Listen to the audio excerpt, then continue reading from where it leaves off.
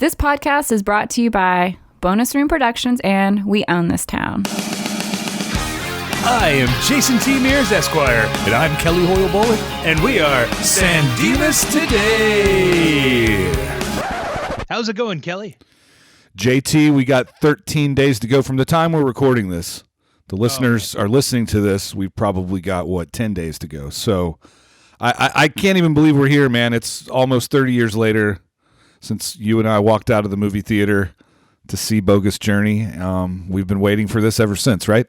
We have. It's nuts. I mean, I'm still a little bitter that we didn't get it on 8/21 and that it got pushed back a week eventually. But you know what? I'm happy as can be. I'm thrilled. This movie's coming out. Nothing's going to stop it. Nothing can happen. It's all gravy. It's actually happening. Nothing's going to stop us now. That's what you're trying to say? That's exactly what I'm trying to say. It's impossible. It's in the bag, dude. We're going to see this movie. Can you imagine that? Can you even believe that the next episode that we release will be us talking about Bill and Ted Face the Music? I can't. I mean, listen, we're not going to, barring some huge revelation or some major breakthrough, our next episode after this one will be after the movie comes out. That's nuts. That is nuts. Have I just jinxed the whole thing? You have. Or what? We're not going to live to see it, are we? I've just figured it out. Oh, well, you know what? I'll have died as I lived, waiting for Face the Music to be released. We'll be like the Moses of Bill and Ted fandom. Right. Oh, hell. With the impending release of the movie, they had a major announcement this past Friday. They announced the release of the soundtrack. They released the first single and the video accompanying it. And it's interesting, man. I got to say, I don't know if it was exactly what I was expecting, which is fine. Let's talk about the leadoff single, right? It's Weezer. And yeah. What did you think when you saw that announcement? I had mixed emotions. One, because I feel like the dudes in Weezer are probably the target audience for Bill and Ted. Like, I feel like Rivers Cuomo grew up loving Bill and Ted just like we did, right? I mean, he's kind of a music nerd. Right. He's a little older than us.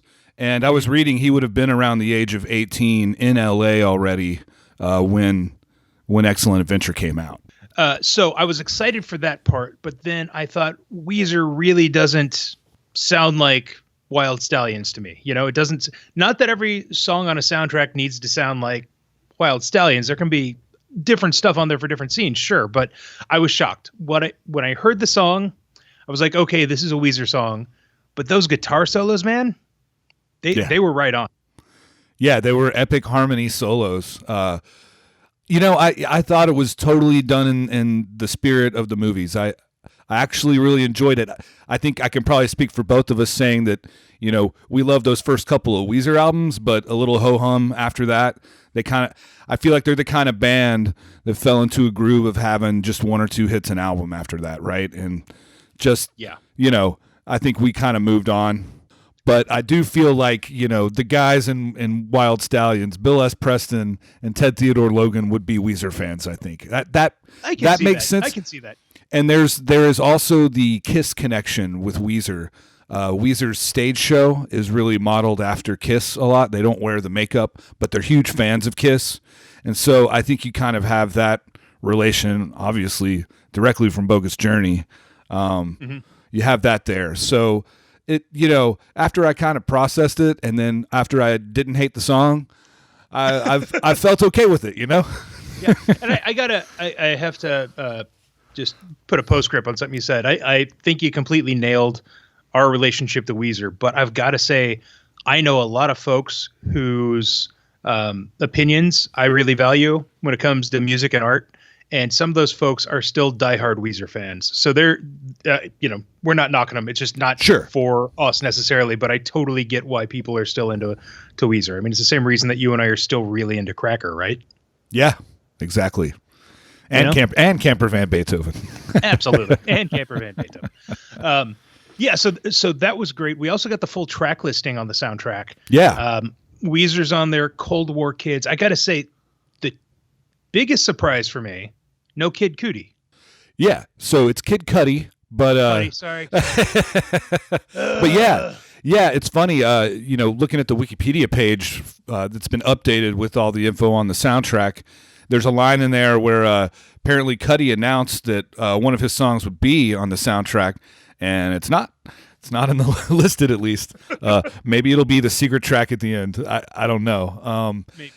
I thought a lot about going back to one of our older episodes where we were kind of trying to predict what the music would be on the soundtrack, and we kind of missed the mark. I think both of you and I were kind of expecting maybe a little bit more of a eclectic track listing, maybe having something to do with like the Daughters and their music taste. I don't know.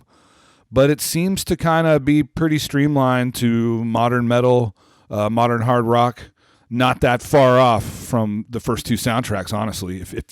If you were going to say, hey, let's redo Bill and Ted 30 years later and put the same kind of bands on, it's kind of ended up that way, I think. The one other non-heavy metal thing on there is one of the Wild Stallion tracks features this guy, Christian Scott.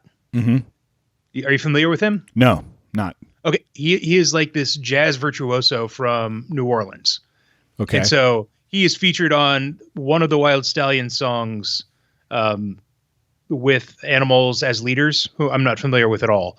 But Christian Scott being involved is pretty cool. And I think that's going to lead into that final song of the film incorporating all these different musical elements. And I think he's like a perfect choice to get that put together. So okay. I'm really excited about that. So do you think that track's titled Face the Music?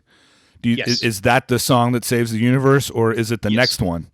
Because the title of the other one is pretty intense as well. I will eat my hat if I'm not correct in this. That last one, track 13, that is the song that they perform at Deacon and Missy's wedding. Okay.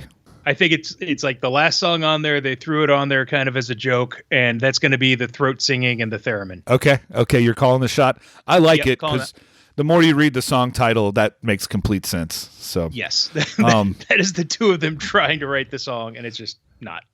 Another thing that I thought was interesting is they announced that the bands on the soundtrack, Big Black Delta, Mastodon, and Lamb of God, are all going to be in the movie. Awesome. Yeah. Oh, that's great. That's great. I'm certainly not very familiar with Big Black Delta, and I know of Lamb of God, but Mastodon's probably the only one on here that I've dipped into the catalog a bit at some point or another. Mm-hmm. I mean, well, this is way more in your wheelhouse than mine. I mean, I know very little metal music, so not that I dislike it. It's just not something that I really listen to much of. So I'm pretty sure I've heard a Mastodon song, but I can't guarantee it. I know I've heard a Cold War Kid song, and I know I've heard Weezer. So song titles are pretty cool. So Mastodon has one called Rufus Lives, which is pretty nice. Yeah. Fiddler, they were another one I noticed on there, and they're actually, I think, a very cool band that may not be, straight metal or not as metal as Mastodon or Lamb of God. They're pretty heavy, but all in all, it looks cool. I can't wait to see how all of the stuff is used in the film, obviously, and then we'll probably feel completely different about it afterwards. So, and in a good way, I hope. So. Yeah. Same. Yeah. So that's great. That soundtrack isn't getting released until the 28th, which I guess kind of makes sense if your movie is so centered around music that you're not going to want to release the soundtrack before the movie because that could give away spoilers, right? Yeah. You do exactly what they did here is you drop a single. The music video for the Weezer track I thought was pretty cool, featuring footage in the film. Yeah. And then you had a cameo by Alex and Keanu at the end, where the whole thing was basically an addition to Open for Wild Stallions. And right. Pretty great. They were wearing some most excellent T-shirts, by the way. Yeah, they have excellent taste in T-shirts. Excellent taste in T-shirts. Yep. It's so funny that they are, we have that picture of us wearing those T-shirts, and then they came out and they're both wearing them, and they're oriented just like we were, and that synchronicity right there, just made my day. And we definitely need to give a shout out to Retro Review, whoever the person is behind that, that's who created both of those T-shirts. And Jason, it's amazing because you bought those for us like a year ago, and now Alex and Keanu have them, and hopefully this person is selling a ton of them now. Oh, I hope so. It's really cool. I just love it to death. We ordered ours through T-Villain, so it was fair price. I think like each shirt was $13 or $15. So go to T-Villain, get some awesome Bill and Ted shirts. They're not paying us to say that. Yeah, this person's on Twitter is at Review Retro Game. If anyone wants to go there, so yeah. All right, free advertising because we love Bill and Ted.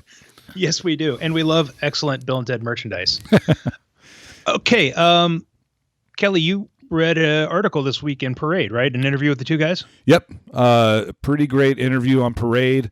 You know, it was one of those where they posed a lot of like, you know, they're asking about what they're doing in quarantine to stay busy. It was a nice kind of peek into their personal lives, and they seemed somewhat open about talking about it. You know, Keanu talking about going on motorcycle rides with his artist girlfriend and some of the projects they're working on, and sounds like he's spending a lot of time working on the next couple of John Wick movies, as well as you know, whatever involvement he has with the script on Matrix 4. So, oh wow.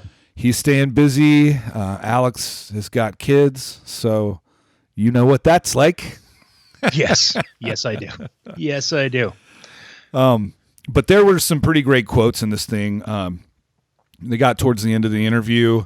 The interviewer was basically asking, you know, what's the larger message here? And, you know, that's where Keanu steps in and does what he does best. And I love this quote here where he says, "We are humans on a rock floating through space with a finite amount of time. So take that into account. How we treat ourselves, how we treat others, and we are all in this together. Be excellent to each other." I mean, that just warms the cockles, you know? Oh man, that's so great. That's so great. He's got to be the world's biggest asshole, right? Right. Oh, and another thing, they were asked what their favorite comedies are other than Bill and Ted, and Keanu answers with Being There. And then, of course, they launch into Don Zimmerman, you know, having edited the movie and having edited Being There, obviously. So I thought that was a great shout out. Oh, that's perfect. That's great. Love it. Oh, man, that's awesome. That's so awesome. Yeah. Oh, so got an update on the DIMAS Today watch party.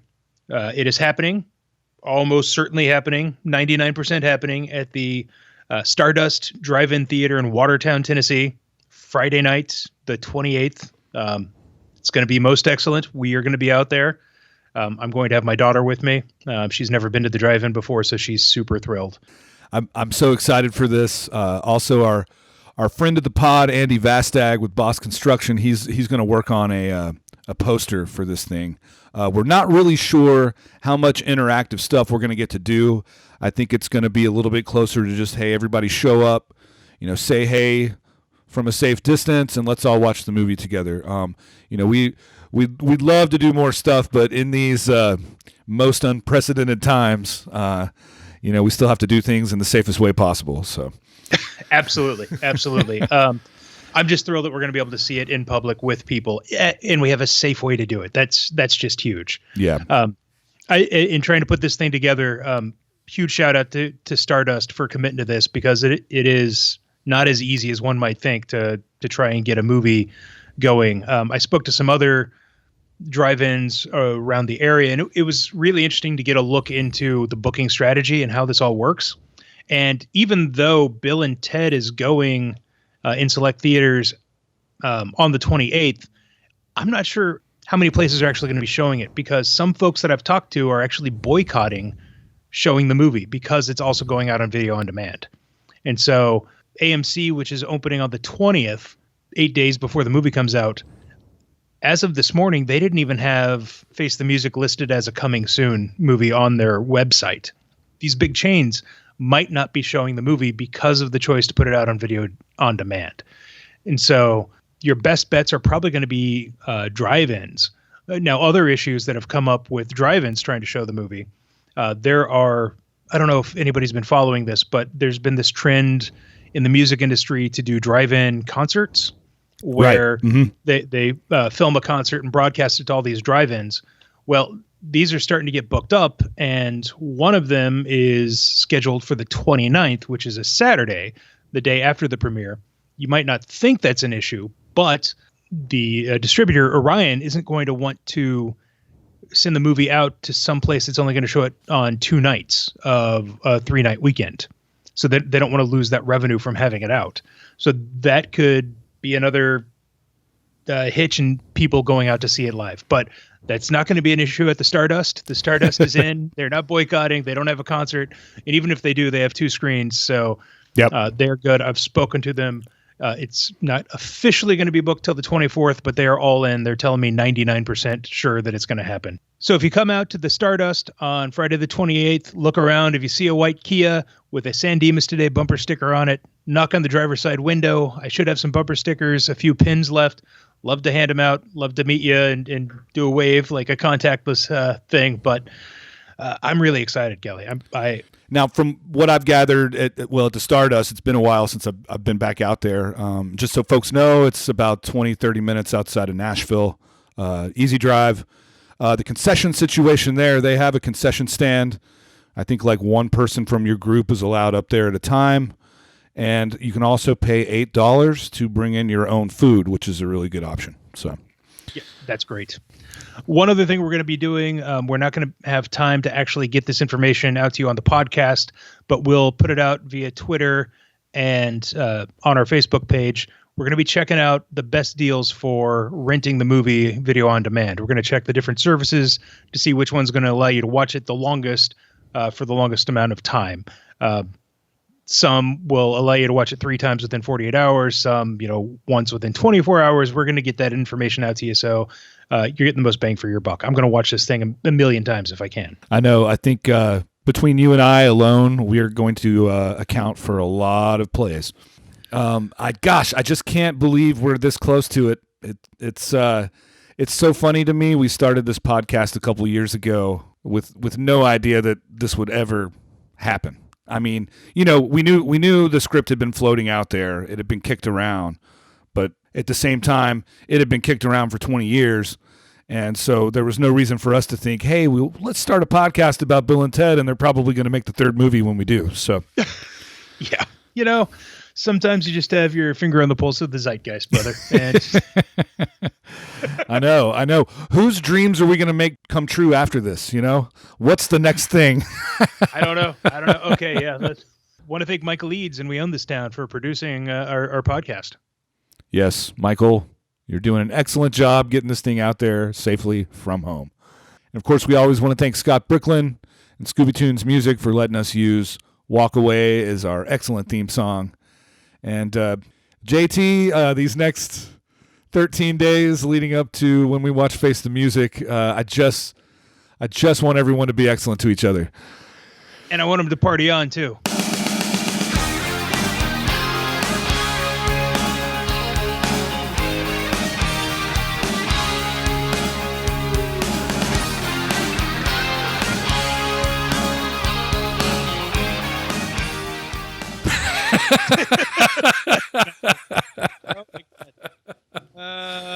And goodbye. I gotta go. I can't do this anymore. I can't. All right. Probably got about 20 minutes there, so 20 usable minutes, maybe. Maybe. It's fine.